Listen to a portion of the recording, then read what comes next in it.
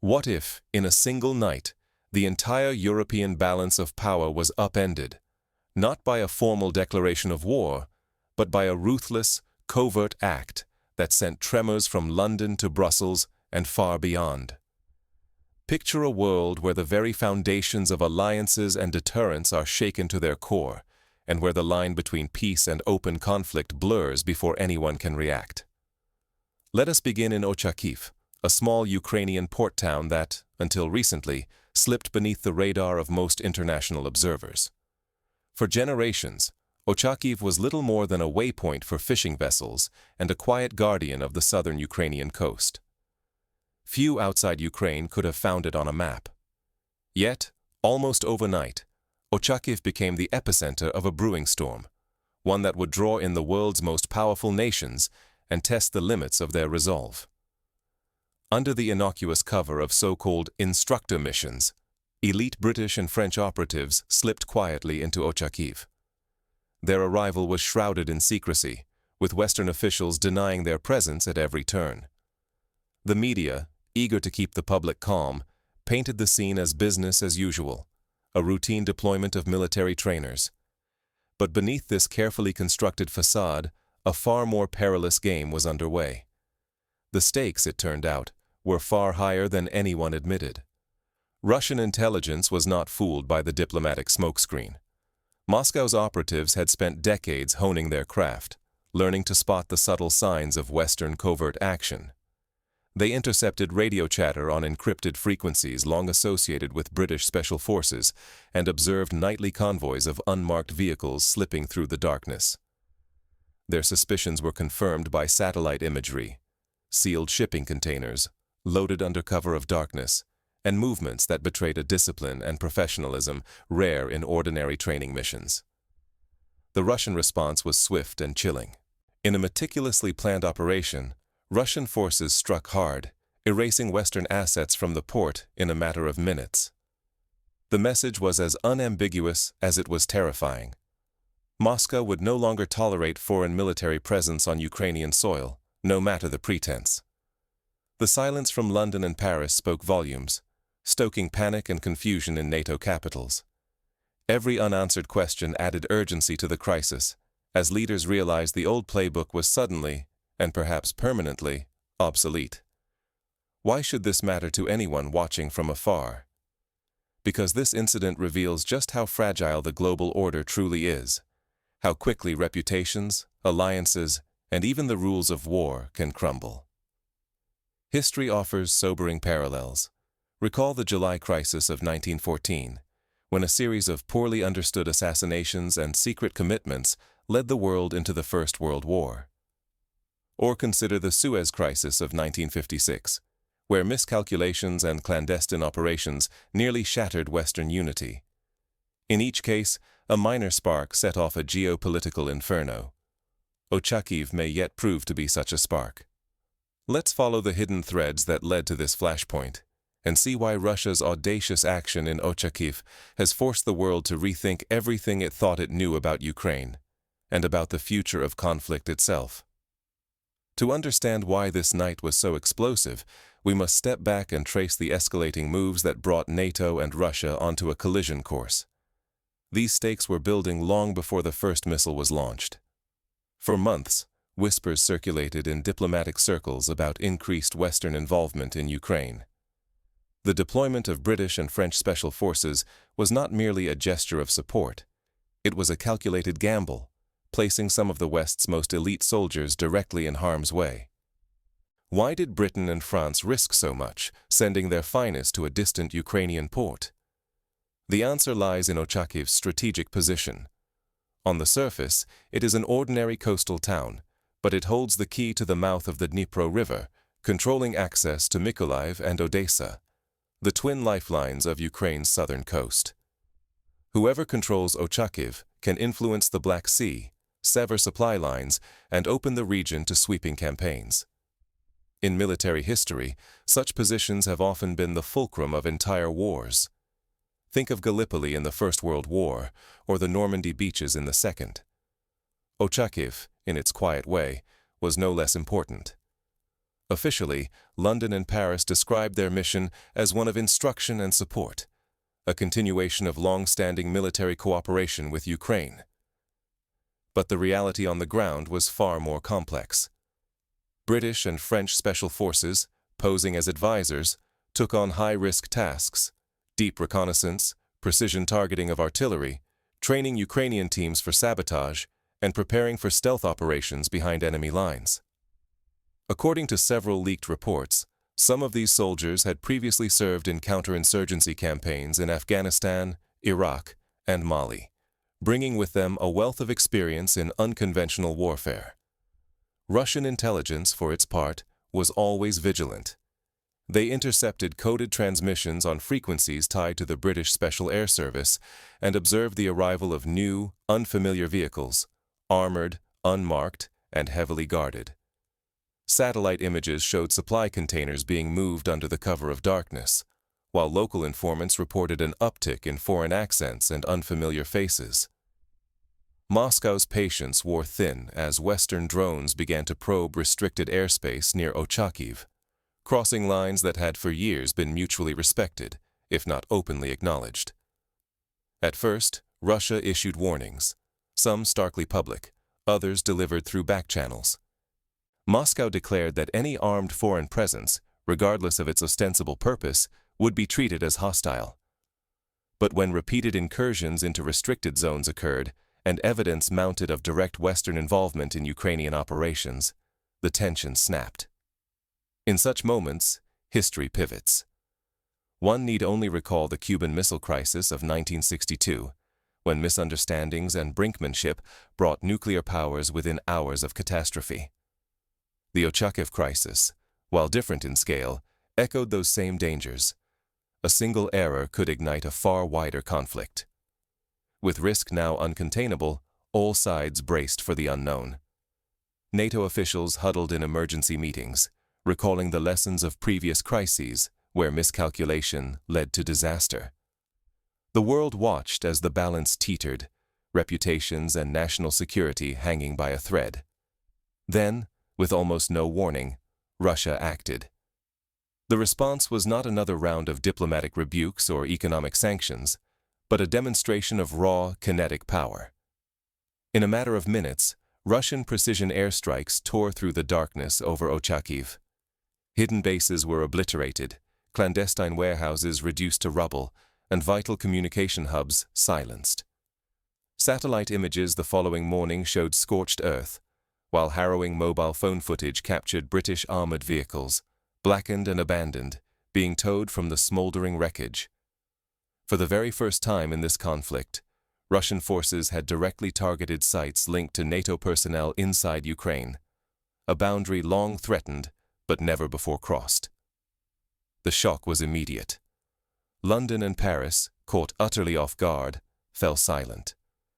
There were no explanations, only a chilling pause that rippled outward as governments across Europe scrambled to absorb the implications. Inside NATO headquarters and throughout Western capitals, panic replaced protocol. Emergency meetings stretched through the night as French and British officials struggled to ascertain the fate of their personnel. In a scene reminiscent of the aftermath of the U.S. Embassy siege in Tehran in 1979, frantic evacuation orders went out for any surviving instructors. Official denials quickly collapsed, replaced by a torrent of leaks and rumors about the true extent of the disaster. The alliance itself began to fracture. France, shaken to its core, abruptly froze its entire mission, suspending all military aid to Ukraine. Britain declared a temporary withdrawal, pulling out its remaining instructors. Smaller NATO countries, feeling suddenly exposed, began openly questioning whether the Western strategy had become dangerously reckless.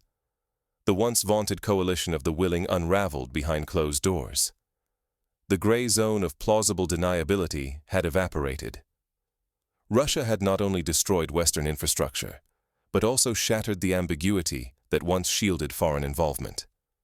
Now, every Western soldier and every piece of equipment was a marked target in Moscow's eyes. This was not just a tactical defeat, it was a crisis of credibility for the West. If NATO blinked, its security guarantees would appear hollow. But if it escalated, it risked direct war with Russia, a prospect so grave that even the hawks hesitated. This is the same dilemma faced by leaders in previous crises. In 1956, during the Suez Crisis, Western powers were forced to retreat under pressure from the Soviet Union and the United States, exposing their limitations. In Ochakiv, the stakes were just as existential. Overnight, every calculation was upended. The old rules were dead. Whatever came next would decide not just the fate of Ukraine, but the future balance of power in Europe itself. For ordinary citizens, this was a moment of profound uncertainty. In Berlin, Warsaw, and Vilnius, people recalled the lessons of history, the suddenness with which peace can vanish, the unpredictability of great power conflict. Even as Western leaders scrambled for answers, Moscow was already signaling its next move. Russian media broadcast images of warships patrolling the Black Sea and of surveillance drones prowling the skies above Ochakiv.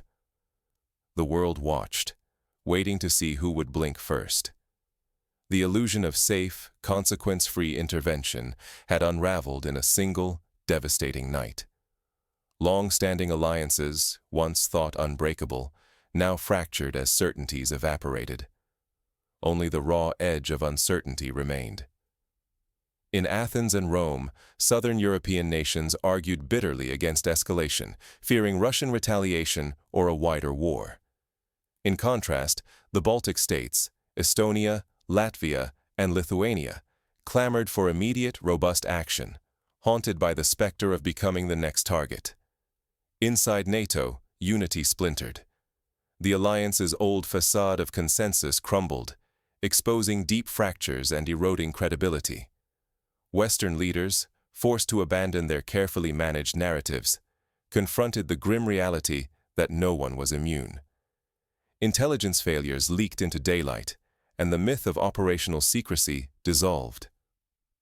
The shock of a single decisive Russian strike had undone years of careful planning. Diplomatic cover vanished. Russia's warning was brutal and unmistakable. Any foreign soldier on Ukrainian soil, regardless of nationality or mission, was now a legitimate target. Moscow acted with chilling resolve, enforcing new rules through force, not negotiation. The West's debates suddenly seemed irrelevant in the face of such determination. The West's response betrayed its anxiety. Official statements dried up, replaced by a flurry of anonymous leaks and urgent closed-door meetings. The true terror was not the threat of tanks, but the knowledge that no one was immune and exposure could come suddenly, to anyone. Fear itself became the most effective weapon. The psychological impact was profound. Western publics, once reassured by their leaders, now questioned whether any intervention was truly safe. Western unity decayed by the hour.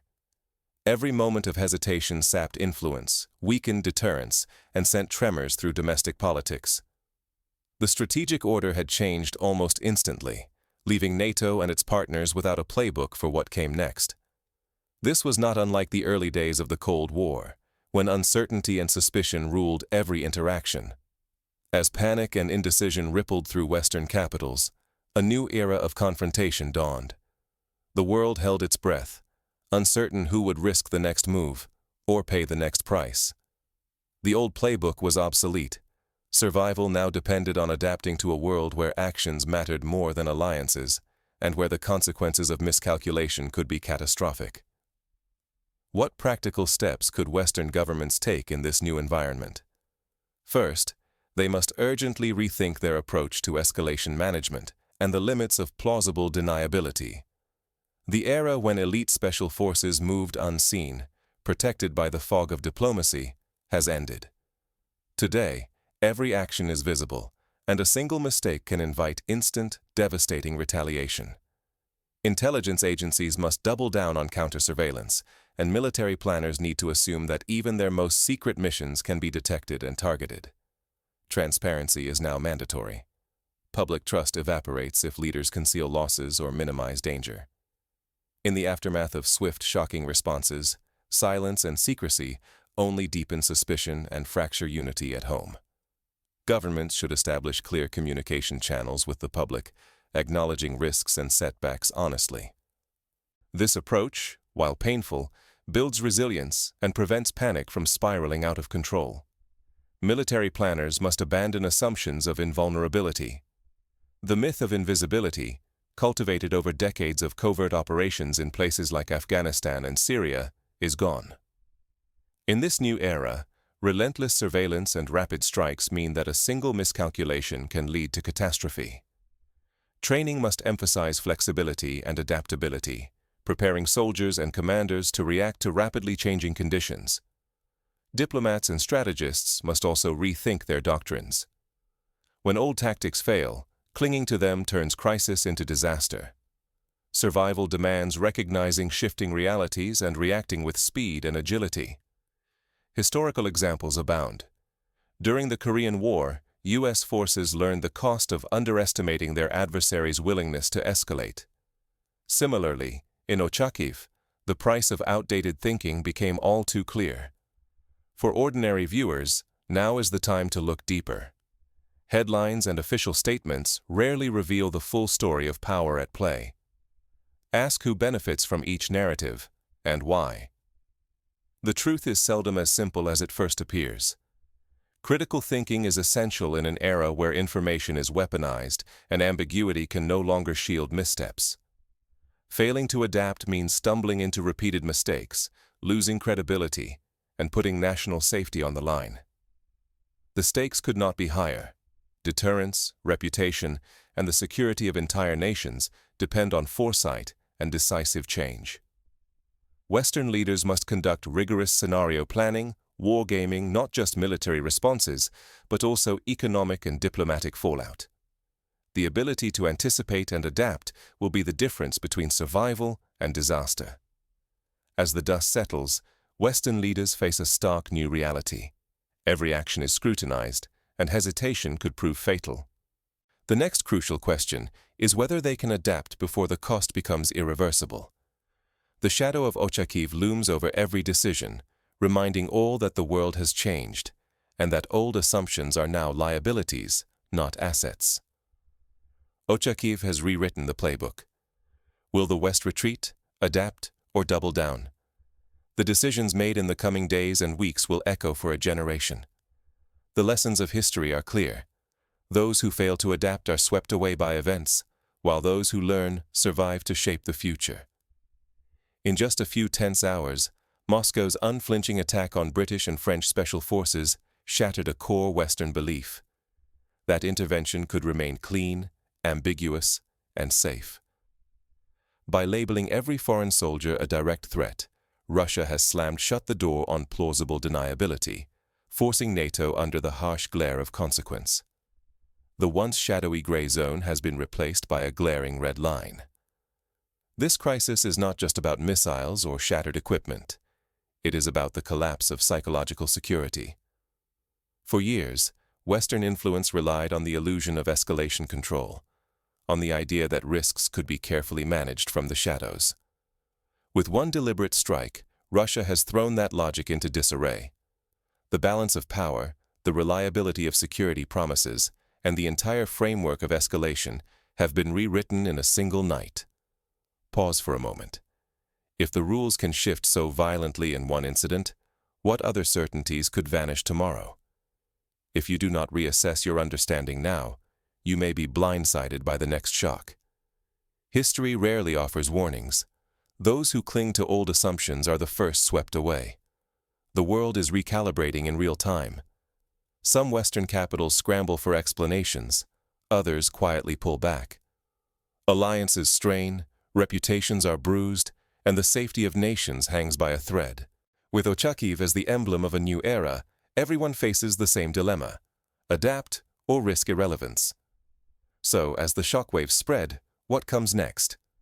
The story is not finished, and the true consequences are only beginning.